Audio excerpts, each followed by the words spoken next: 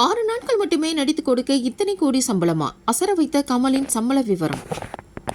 லோகேஷ் கனகராஜ் இயக்கத்தில் கமலஹாசன் தயாரித்து நடித்த விக்ரம் திரைப்படம் கமலின் திரைவாழ்வில் அவர் நடிப்பில் வெளிவந்த எந்த ஒரு திரைப்படமும் இதுவரை வசூல் செய்யாத அளவிற்கு வசூலை வாரி குவித்து தயாரிப்பாளர் கமலுக்கு நல்ல லாபத்தை கொடுத்து விட்டது.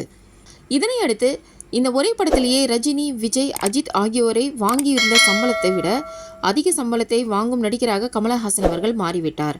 விக்ரம் பட ஹிட்டினால் கமல் மார்க்கெட் மதிப்பு அதிகரித்து கிடப்பில் கிடந்த இந்தியன் 2 படமும் டேக் ஆஃப் ஆனது. அந்த படத்திற்கு எடுக்கப்பட்ட காட்சிகள் அதிகமாக இருக்க இப்பொழுது இந்தியன் 3 படமும் உருவாகிவிட்டது. ஆனால் இந்தியன் 2க்காக படப்பிடிப்பு இப்பொழுது நடந்து வருகிறது. அதேபோல் மணிரத்னத்துடன் தங் லைஃப் என்ற தலைப்பிலும் கமலஹாசன் துவங்கியிருக்கிறார். ஒரு பக்கம் வினோத்துடன் கைகோர்த்து ஒரு படத்திற்கான வேலை போய்க் கொண்டிருக்கிறது. வருகின்ற ஜனவரி மாதம் இப்படத்திற்கான படப்பிடிப்பு துவங்க உள்ளது. இப்படி ஒரே நேரத்தில் 3 படங்களிலும் கமல் நடிக்க உள்ளாராம். அதோடு தெலுங்கில் நடிகர் பிரபாஸ் நடித்திருக்கும் கல்கி என்ற திரைப்படத்தில் ஒரு புதிய லுக்கில் கமலஹாசன் நடித்து வருகிறார்.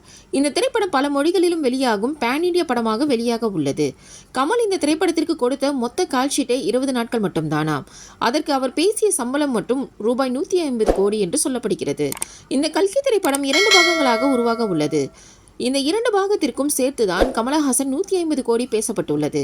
இதுவரை கமல் 6 நாட்கள் மட்டுமே இத்திரைப்படத்தில் நடித்திருக்கிறார். இந்த காட்சிகள் கல்கி முதல் பாகத்தில் வர உள்ளதாம்.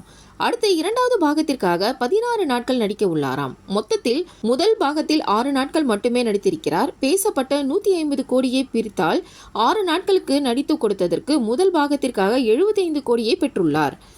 எந்த இந்திய சினிமா ரசிகரும் இவ்வளவு குறைவான நாட்களுக்கு இத்தனை கோடி சம்பளத்தை பெறவில்லை என்பதுதான் ஆச்சரியமான விஷயமாக பேசப்பட்டு வருகிறது.